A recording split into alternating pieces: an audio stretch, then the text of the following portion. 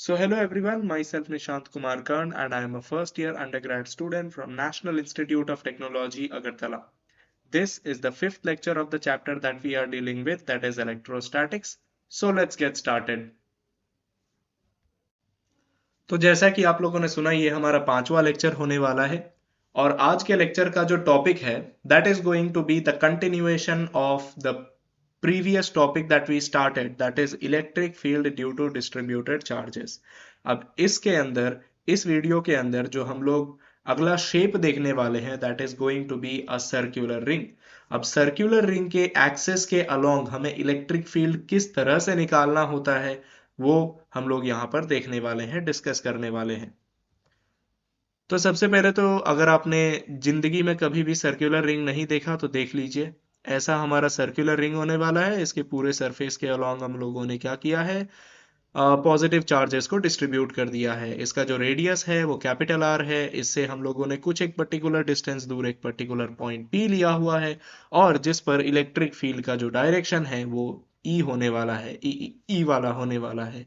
अब यही डायरेक्शन क्यों है वो मैं आपको जल्दी बताने वाला हूं. जानने के लिए देखते रहिए. सबसे पहले तो फॉर्मूला देख लीजिए.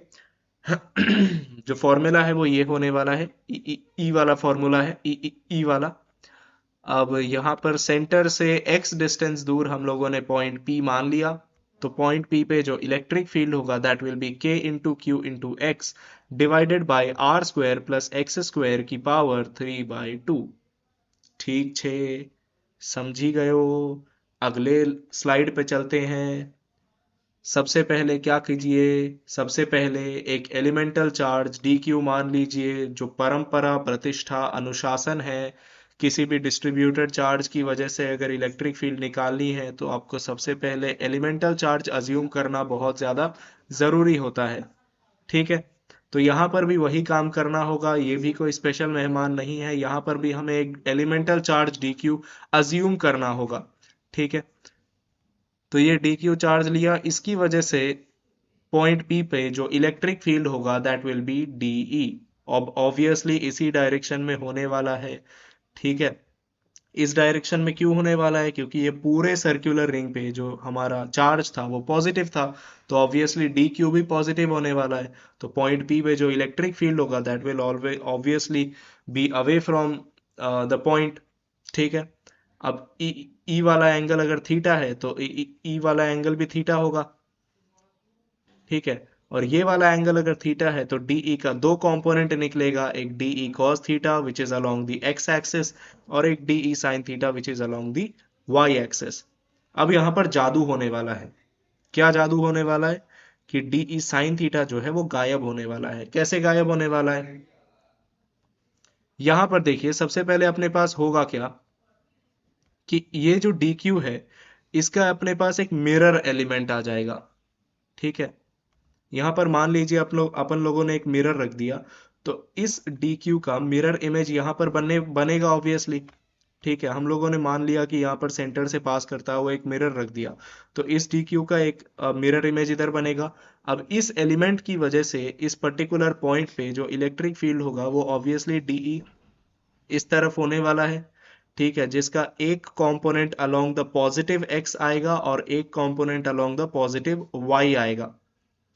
ठीक है, अब पॉजिटिव x वाला कंपोनेंट तो कुछ नहीं है, वो इस वाले जो DE है उसके x कंपोनेंट के साथ जुड़ जाएगा, मिल जाएगा, ऐड हो जाएगा.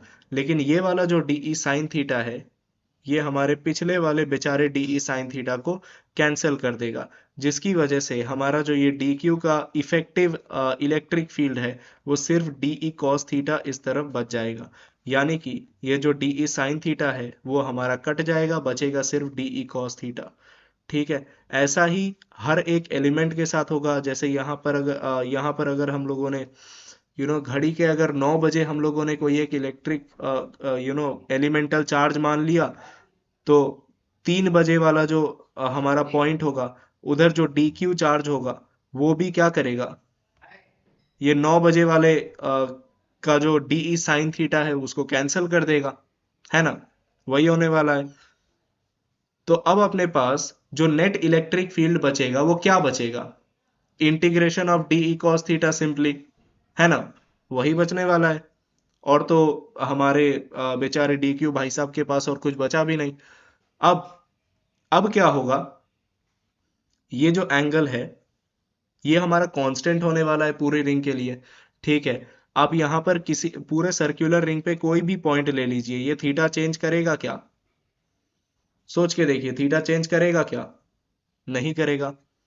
अब अगर थीटा चेंज नहीं करेगा तो कॉस थीटा अपना क्या हो जाएगा, बाहर आ जाएगा, बचेगा सिर्फ डीई।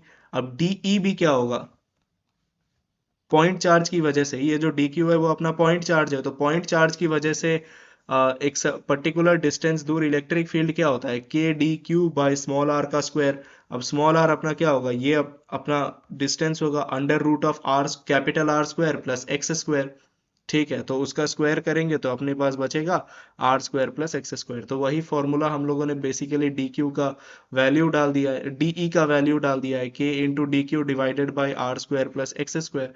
अब के भी बाहर निकलेगा, ये r square plus x square भी बाहर निकलेगा, क्यों? आर तो कांस्टेंट है सर, एक्स कहाँ से, एक्स को कौन सी स्पेशल ट्रीटमेंट मिलेगी, वो भी बाहर आ गया।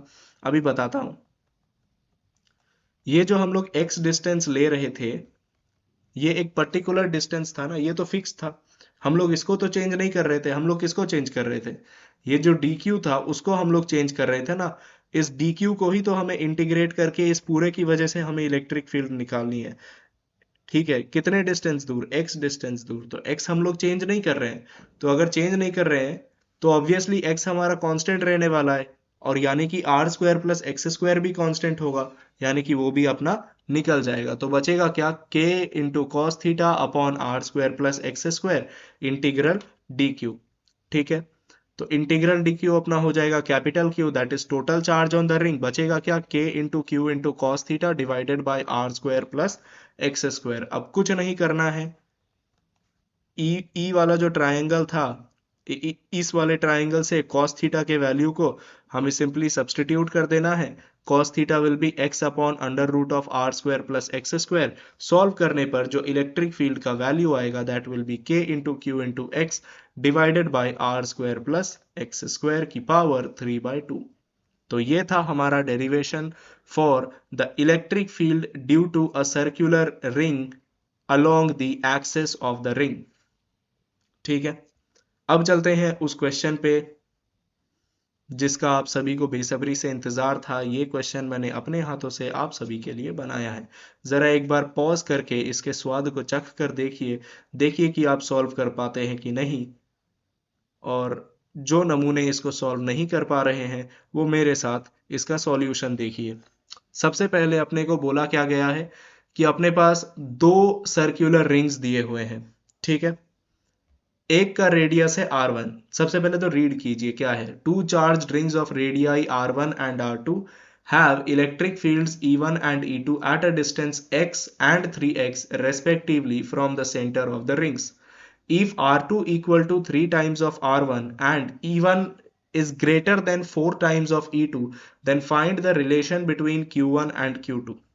क्या बोला गया है, अपने को दो चार्ज रिंग्स दी हुई हैं, ठीक है। एक का रेडियस R1 है, दूसरे का रेडियस R2 है, ठीक है।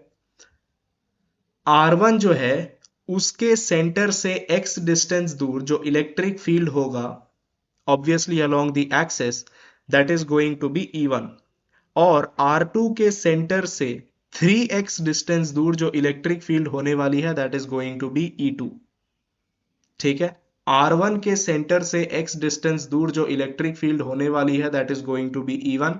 R2 के सेंटर से 3x डिस्टेंस दूर जो इलेक्ट्रिक फील्ड होने वाली है that is going to be E2।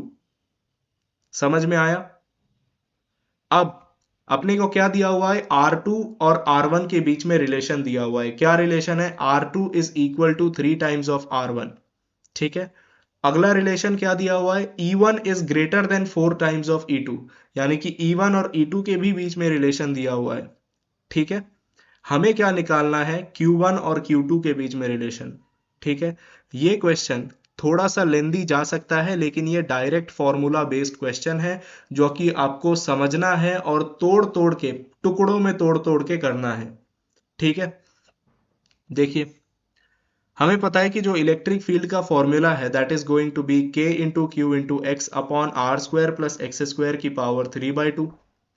ठीक है, अगर E1 निकालना है तो मैं सिंपली Q के जगह पे Q1 का वैल्यू पुट करूंगा, R के जगह पे R1 का वैल्यू पुट करूंगा। ठीक है, सेम तरीके से E2 का वैल्यू निकालना है, Q के जगह पे Q2 का वैल्यू पुट किया, डिस्टेंस जो था वो हमें 3x दिया हुआ था तो उसको पुट किया, रेडियस के जगह पे R2 को पुट किया, फिर से इधर डिस्टेंस के जगह पे 3x को पुट किया तो स्क्वायर करने पे 9x स्क्वायर बचेगा। ठीक है, अगले स्टेप पे क्या किया, मुझे R1 और R2 के बीच में रिलेशन दिया हुआ था, मैं R2 equal to 3R1 put किया वैल्यू में, तो यहां से मेरा 9 कॉमन निकल गया। ठीक है, तो ये बचा। अब इसको अगर सॉल्व करेंगे 9 की पावर 3/2 तो अपना 3 का क्यूब बचेगा, ऊपर अपने पास 3 था तो नीचे 3 स्क्वायर बचेगा। ठीक है, तो अपने पास k into Q two into x divided by 9 into R1 square plus x square की पावर 3/2, ये हमारे पास E2 का वैल्यू बचा। तो मैंने क्या किया, सबसे पहले E1 का वैल्यू निकाला और E2 का वैल्यू निकाला। ठीक है, फॉर्मूला को यूज करते हुए। अब मैं क्या करूंगा, ये जो इक्वेशन है और ये वाला जो इक्वेशन है, ये जो आखिर में E2 का वैल्यू आया और इस E1 का जो वैल्यू आया, उस पूरे को मैं इस रिलेशन में बैठा दूंगा। ठीक है, सिंपली अपना आंसर आ जाएगा सॉल्व करने पे। देखिए, इस वाले रिलेशन में मैंने पुट किया। ठीक है, k into Q one into x upon R1 square plus x square की power 3/2 greater than 4 into k into Q two into x divided by 9 into R1 square plus x square की power 3/2। अब यहां से k और x कटेगा, k और x कटेगा, R1 square plus x square की पावर 3/2 भी दोनों तरफ से खचाक खत्म। बचेगा क्या, Q1 is greater than 4/9 times of Q2। यही रिलेशन हमें निकालना था, यही हमारा आंसर था। ठीक है, इस टॉपिक के अंदर कुछ छोटी छोटी बातें और हैं जो हमें गौर करना जरूरी है, तो उनको मैं अगले लेक्चर में डिस्कस करूंगा। ठीक है, जैसे कि एक चीज है कि अगर x इंफिनिटी को टेंड कर जाए तो इलेक्ट्रिक फील्ड का वैल्यू किधर जाएगा, x का वैल्यू अगर 0 हो जाए तो इलेक्ट्रिक फील्ड का क्या वैल्यू होगा। ठीक है, x का क्या वैल्यू ऐसा लें जिससे कि इलेक्ट्रिक फील्ड का वैल्यू मैक्सिमम हो। तो इन केसेस को मैं अगले वीडियो में आपसे जरूर डिस्कस करूंगा, क्योंकि इन केसेस को छोड़ना अफोर्ड नहीं कर सकते। बहुत बार इन केसेस पे बेस्ड ही आपको डायरेक्ट क्वेश्चंस पूछ लिए जाते हैं, जेई मेंस में, नीट में, या फिर बोर्ड्स में भी कई बार पूछ दिया जाता है। तो आज का लेक्चर यहीं तक रहने देते हैं। Thank you future rock stars इस वीडियो को देखने के लिए। आई होप आपको मजा आया होगा। आई होप मैं जो आपको कॉन्सेप्ट समझाने की कोशिश करता हूँ, मेरा तरीका आपको समझ में आता होगा, मेरा तरीका आपको पसंद आता होगा। आज का लेक्चर यहीं तक। पढ़ते रहिए, आगे बढ़ते रहिए। Thank you very much for watching. जय हिंद, बाय बाय, टेक केयर।